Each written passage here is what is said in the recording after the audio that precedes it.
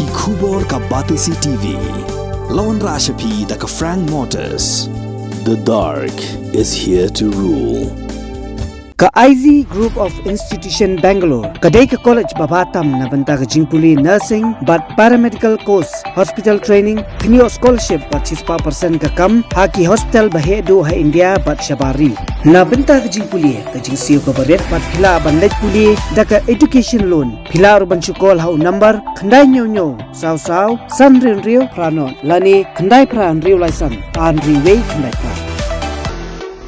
Hatu pikwa bagi janjong pikin kuit bah benar kam daka Oswell su hila banyo na barok kidukan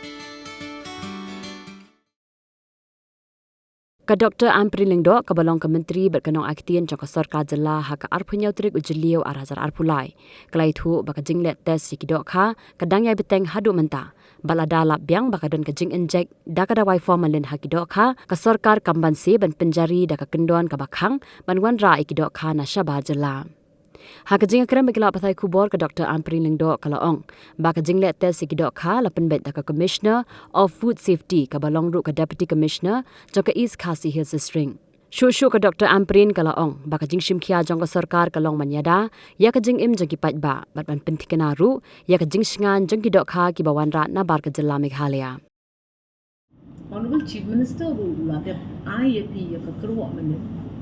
Ba kanu ka benta ka bakta ya ka pat kya jong kinong shokshno ka sarkar ka ditang shim ya ka rai ka baklan Formalin ka dei ka dawai ka baki ai kumbala pensyai menen kumbala pensyai mangamen shwa ya ka preservation jong ka met jong ki brio ta lada ki pendan kam ya ka jo ka substance ka bam jong ki brio kanlong very dangerous tinginom compromise a lot karna but kumbangila depong na do arun rew tarik kandon ke relief tangba nginhap yai tes ya ka Dohkha ban pet ba kani ka jingdon jongkum kani ka bi jadi ka bi ka bangia bang ti ladet persya ya kata di Chief Minister I Menteri Rangba jong state ndu kamdon genu ka jingtmu ban bendu ya ka business tu ndu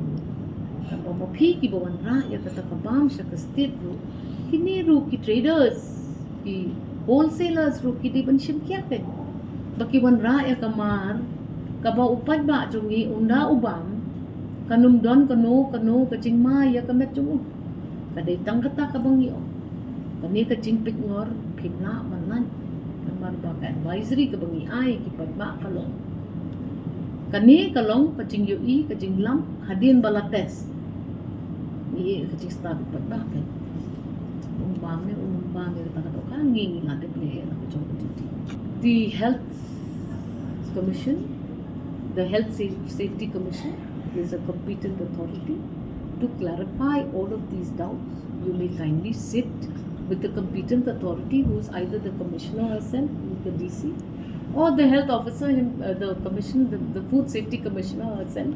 Please sit with them. We don't want these gaps to occur.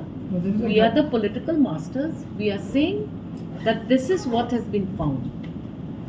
And if tomorrow it is found again, then again the ban will be reinstated. Community has to take all the necessary precautions. You know now that a certain fish coming from a certain state constantly has the same formalin in their preservatory that is used for that preservation of that fish. So we should avoid so that there is no market. Simple. If you want to remain healthy and safe, time and again for many years now, this is not something which is happening only now. You've seen it again 17, you've seen it in 14, time and again these tests keep revealing that fact. So stick to fish which is safe to eat. Honorable Chief Minister may not have been briefed that the ban was on till the 26th. However, henceforth, random testing will continue. And if tomorrow another test is conducted and it is found that the formalin levels in fish is very high, then we will have to reinstate the ban. The Chief Minister was simply responding to a query of the media as to what is the take of the government on this matter. And the statement made by the Honorable Chief Minister clearly stated that the ban will continue if formalin is again found in high, dangerous, whether high or low, unacceptable levels. Formalin is formalin, it is not to be used. So the Chief Minister is saying that if tomorrow it is found that this again repeats in the test taken by the Health Safety Commission, it will be immediately taken out of the market.